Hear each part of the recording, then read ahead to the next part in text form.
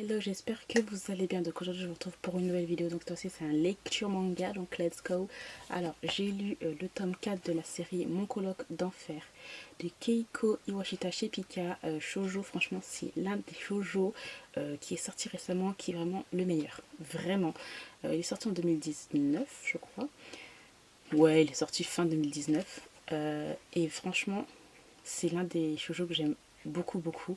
Ce tome 4 là était aussi très bien. On a un personnage qui apparaît et qui a dû être dans le passé de notre personnage principal masculin. Euh, et on va voir ce que ça va donner. Franchement, j'aime beaucoup trop. C'est drôle. Les personnages sont vraiment intéressants. Voilà, on n'a pas des personnages assez niais ou. Enfin, franchement, ça change des shoujo qu'on lit d'habitude et ça fait vraiment du bien. Ensuite, j'ai lu au mot un yaoi, donc c'est Akihabara Fall in Love de Chiaki Kashima. Édition Boys Love. Celui-là, j'ai bien aimé. Enfin, de toute façon, toutes les œuvres de ce mangaka là sont hyper mignonnes. Il y en a un que j'ai bien aimé, c'était le Rabbit, je sais pas quoi. Il y avait ça, il y avait un autre truc avec un voleur, bref. Je me perds. Mais celui-là, j'ai vraiment beaucoup aimé.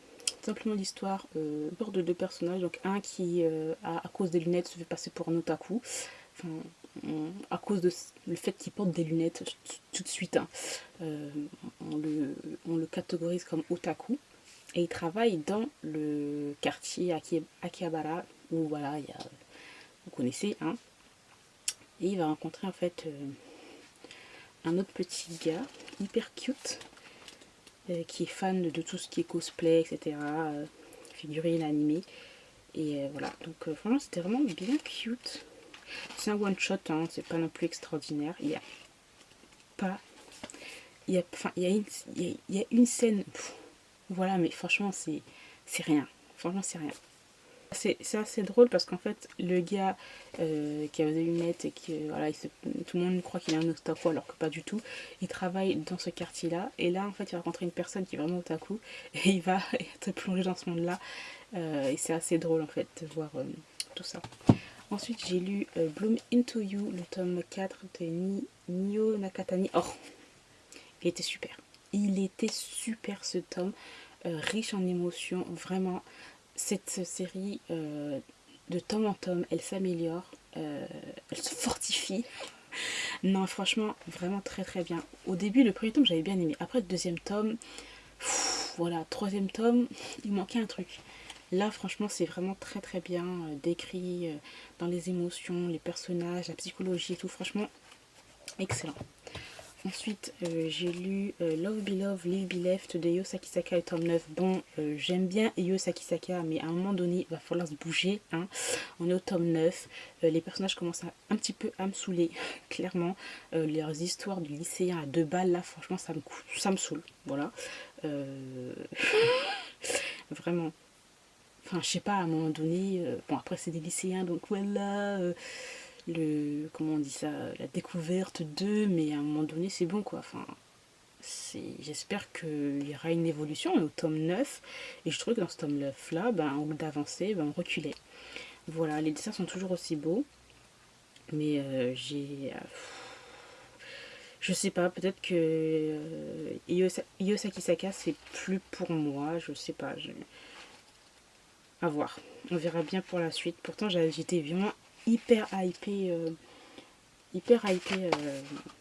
dans les premiers tomes. Le tome 8 j'avais bien aimé. Mais là dans ce tome 9 je sais pas, j'ai trouvé que c'était un peu insupportable. Les personnages qui ne parlent pas en fait, ça m'énerve. Le manque de communication c'est un peu énervant dans les mangas, des fois c'est vraiment saoulant. Ensuite j'ai lu la reconversion de Sakurada de Kaya Azuma. Alors celui-là j'appréhendais trop ce tome là, mais c'était tellement drôle. Enfin, voilà, c'est hyper cliché, c'est hyper graphique, il y a beaucoup de scènes olé olé, mais franchement ça me fait trop rire parce qu'en fait ça me faisait penser, il y a un personnage ça me faisait penser à Prison School. Il y a la meuf là avec son fouet là, ça me faisait trop penser à ça. C'est hyper hyper drôle. Après comme je vous dis, hyper olé olé, hein. L'histoire d'un senpai et de son junior. En fait, quand ils se connaissaient quand ils étaient plus jeunes, le senpai en fait a fait un petit truc traumatisant au junior. Et en fait, ils vont se retrouver dans la même entreprise. Et le senpai, il va pas reconnaître, parce qu'en fait, il va pas reconnaître son junior parce qu'il a pas du tout la même apparence. Et le truc en fait, c'est que le junior, il a changé d'une force, mais d'une force extrême. Le gars est dans le BDSM. C'est tellement, tellement drôle. Donc franchement, celui-là que j'appréhendais le plus parce que je pensais, oh, ça va être encore un truc basé que sur des scènes olé olé. Mais en fin de compte, c'était super drôle. J'ai vraiment passé un moment. C'était vraiment drôle. Bon, après, comme je vous dis, il y a des scènes hyper graphiques. Mais en même temps, le sadisme et tout, ça me faisait penser aussi à Prison School. Donc c'était assez drôle.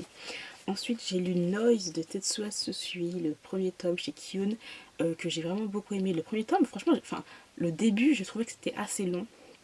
Il avait un peu de longueur. Bon, en même temps, j'ai envie de te dire, voilà, on introduit les choses, mais c'était bizarre cette phrase. Mais comment dire, voilà, au début, voilà, c'est assez long à se mettre en place, tout ça, présentation des personnages. Mais il commence à y avoir en fait une petite intrigue, un petit suspense, et à la fin on se dit mais les personnages en fait tu pensais que, et là t'es en train de te dire la morale elle est où? Est-ce que ce qu'ils font c'est bien? Est-ce que... Et là on voit qu'ils vont rentrer dans une sorte de... dans un bourbier pas possible, et j'ai trop hâte de lire la suite. Je crois que c'est une série qui est seulement en 3 tomes. Donc bon, Tetsuya Tsutsui, quand même, il fait beaucoup de mangas en 3 tomes, hein. Il peut pas aller plus loin. Non, parce que franchement, j'aime beaucoup ce qu'il fait. Enfin, l'œuvre que j'ai préférée de lui, c'était Man Hall. Oh, Man Hall, c'était vraiment découverte. Bref.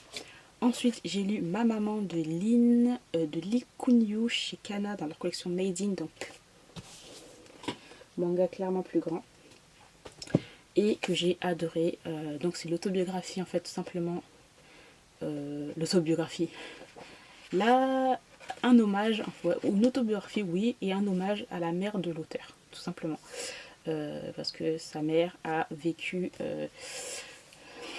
dans les contextes guerre, japonais, chinois, industriels, les trucs comme ça, là et tout. Et c'était vraiment trop, trop, trop bien. J'ai adoré. Ensuite, les dessins sont vraiment, vraiment... J'ai adoré. J'ai adoré. C'est pas des dessins... Regardez. Ça fait un peu genre brouillon. Mais j'ai trop aimé. Enfin, j'étais à fond dedans. Et on nous explique beaucoup de choses, en fait. Comment sa mère... voilà, qui venait d'une famille un peu genre pauvre. Avec... vous savez, les contextes du... en fait, elle est née au moment où il y a eu toutes les guerres, la politique d'un enfant par famille, la campagne en Chine, les trucs comme ça. Et c'était trop bien. Et en même temps, il nous explique plein de choses par rapport à ce qui s'est passé. Et au fil des pages, en fait, il nous conte en fait la vie de sa mère.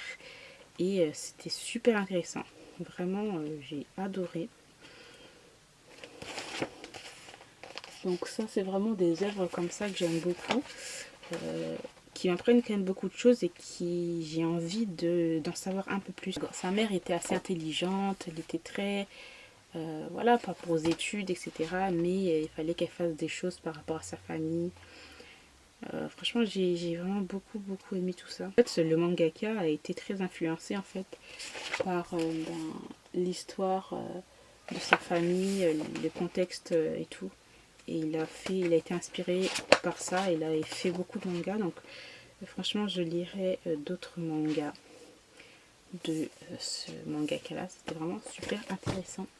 Ensuite, j'ai lu le tome 1 de la vie aux 7 vies. Hein, le chat aux 7 vies de Ginshi Rakawa, donc chez Glénat. Donc ce petit tome là avec un petit chat tout cute, c'est un tome très mélancolique, très triste aussi, sur les chats de gouttière, les chats qui ont été abandonnés, les chats qui attendent le retour de leur maître, mais peut-être voilà, plein de choses par rapport à ça, pas aussi. Ils essaient de tout faire pour se nourrir, pour pas mourir.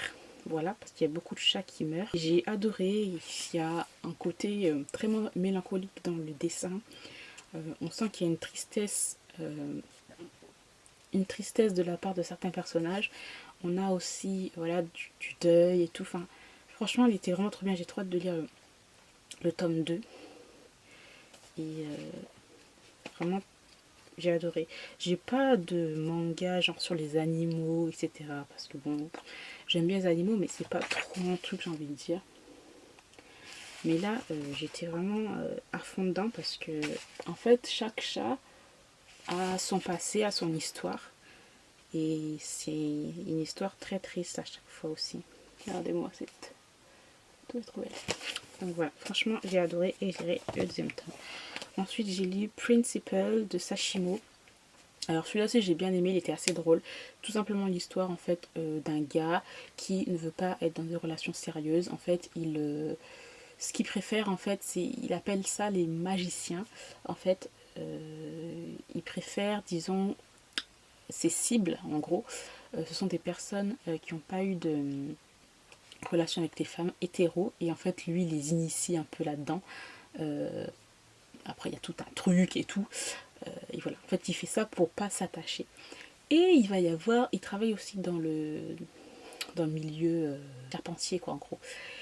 Et sur son site de travail, il va y avoir bien sûr Hector, en gros, qui lui est intrigué par sa façon de se comporter, parce qu'il est assez direct et tout, c'est assez drôle à voir. Et en fait, il va tout faire pour le mettre dans sa poche, et j'ai bien aimé. Voilà. C'est un petit one-shot tranquille. Après, j'ai pas aimé le fait qu'on passe d'une histoire, et puis à la fin, en fait, c'est une autre histoire. Enfin, il y a toujours des histoires bonus là que j'aime pas.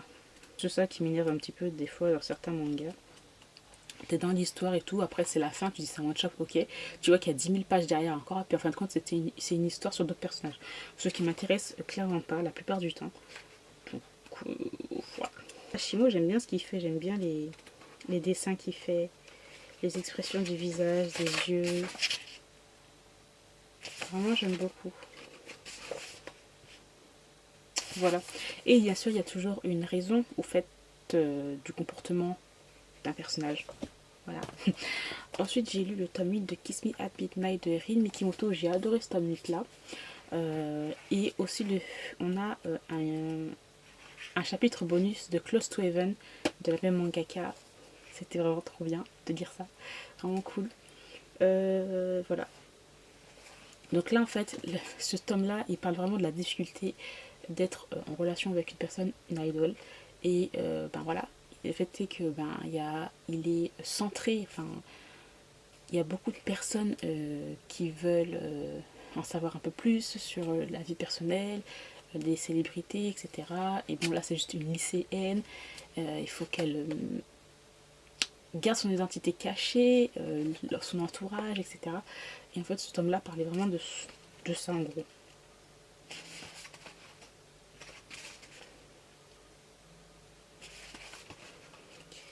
Et le truc, c'est qu'on ne sait pas encore de quoi est fait le passé de Hinata, je crois qu'elle s'appelle, c'est ça? Ouais, d'elle. Parce qu'on sait qu'elle a été adoptée, mais on n'en sait pas plus. Et il y a une histoire par rapport au fait qu'elle ne veut plus jouer au piano. Ou il y a un truc, il y a une histoire, donc j'espère que dans le tome 9, on en saura un peu plus. Mais les dessins sont vraiment très beaux, très expressifs aussi. Et ensuite, j'ai lu le tome 6 et le tome 7 de Love Under Arrest de Maki Miyoshi. Aussi un petit shoujo, une petite série sympathique aussi, pas extraordinaire, mais franchement, au moment où je l'ai lu, ça m'a fait du bien. Voilà. Le tome 6, le tome 7, on a encore une évolution dans la relation du fait. Au début de cette série, c'était hyper rapide. Mais là, quand tu le vois, quand tu lis le tome 6, le tome 7, tu vois qu'il y a une évolution, mais en fait, c'est une évolution genre slow burn, c'est tout doucement, voilà, ça avance doucement, c'est pas genre direct. Enfin, voilà. Franchement, c'était pas mal, donc je vous montre quelques petites images. Puis il y a des moments où c'est assez drôle et tout, enfin, c'était vraiment le moment où je devais lire ce manga. Parce que clairement, si je l'avais lu à un autre moment, ça m'aurait saoulé. Vous savez, il y a des mangas comme ça, hein, des shoujo comme ça où, genre, des fois c'est un peu trop niais à un moment donné, donc c'est bon. Et le même manga, tu le lis à un autre moment, ben ça te fait du bien. Donc voilà. J'ai terminé pour ce lecture manga. J'espère qu'il vous aura plu. Je vous remercie de l'avoir regardé jusqu'au bout et je vous retrouve très bientôt.